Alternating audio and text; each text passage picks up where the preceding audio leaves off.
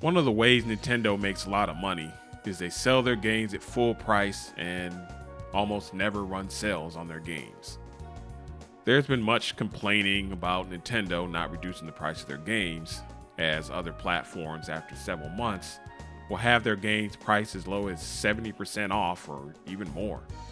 People are always going to look for the best deal, but sometimes I wonder, since live service games are the most popular games right now, would you rather pay $60 for a whole game or $600 for that weapon or that character which will allow you to break through that difficulty wall?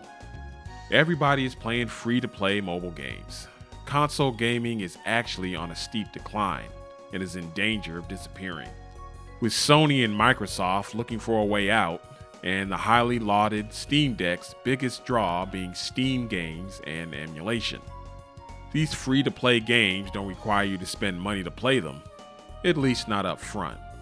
Instead of making games which provide great value for a one-time cost of admission, these games are made to bring you in with free stuff, only for the player to hit a barrier they have to pay to break through. No matter what you do, you're going to pay. And there are two ways to pay. You can use money or you can use time. With time, it'll take months, even years, to make any significant progress. If you meet a player who's really strong in the game, who's free to play, ask them how long they've played, and they're going to say several months or a few years. The whole point of any of these live service games is to get you to cave in and buy your way forward.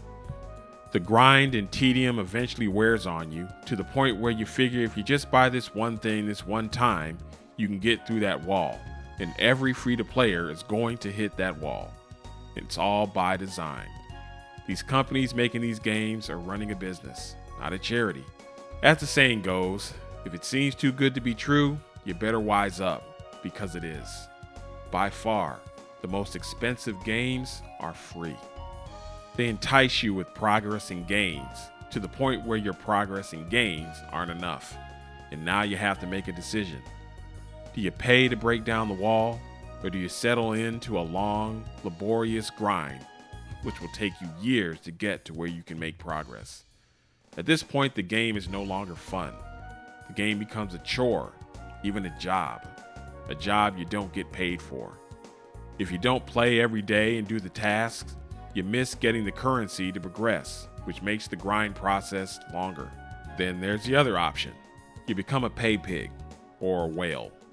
You get to make videos on how you have all these powerful characters and can clear all the content. You get what you pay for. A free-to-play game becomes an $1,000 game. It'd make Nintendo look like they're running a charity. Many of these content creators who play these games use the money they earn from their videos to pay for these games. They're not game experts. They're just throwing a lot of money at the game. What does this mean for the average gamer? The gamer who isn't going to treat a game like a research project, where you have to study all sorts of stats and strats, so you don't play yourself into a corner, wasting resources on dead-end characters and weapons. I didn't need to watch hours of YouTube videos to get through Echoes of Wisdom or Tears of the Kingdom, and I didn't have to grind for months into years to get through the content. Hate it or love it, this is the new way forward for video games in general, because the money is so plentiful and so easy. You don't need your game to do Mario Kart 8 Deluxe numbers to make tons of money. If you can get just 1 million people to buy a premium pass for $10 every month, your game will generate $10 million per month. Those blockbuster games like Fortnite and Genshin Impact are making hundreds of millions of dollars per month. This is very bad. As a gamer, this is not what you want. You don't want every game to be a chore you have to pay for. These companies also lie to you with free pulls and free characters, and advertise how someone got all this power and all these weapons playing the game for free for a month. You're not going to do any of that unless you pay. If you're free to play, prepare to be in it for the long haul. Nintendo gets a lot of flack for all the lawsuits and shutting down people's channels, but people need to give Nintendo props for the good things they're doing for gaming. The gaming industry is about to turn into something very bad for gamers, and Nintendo is the only one still making traditional games. You want physical copies for games? Nintendo is the only one still providing the option for physical media. You want games free of message politics slop? Nintendo is making games free of gender-bending, feminine bilge. Don't like games that are pay to win?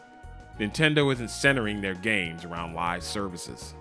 People mad about Nintendo suing people for, if you actually look into these things, you find out it's clear violations of their copyrights and patents, are missing out on how Nintendo is still maintaining the good things in gaming.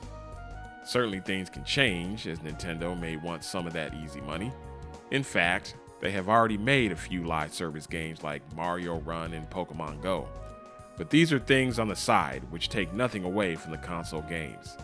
They're not going to put Metroid Prime 4 or Xenoblade Chronicles X on mobile or on a streaming service. One doesn't cannibalize the other. Live service games are making a ton of money right now, but this is not sustainable. People are eventually going to realize they've been turned into gambling addicts, and people are going to push away from the table, and the bubble is eventually going to burst. You also have the message politics, which are totally ruining whole franchises of legacy games, all by a small group of people projecting their daddy issues onto the world. You will now be made to pay for progress instead of access, which in the long run will make playing games more expensive by degrees of magnitude, along with games trying to virtue signal and preach to you. With where gaming is headed, it's possible Nintendo could end up saving the gaming industry again.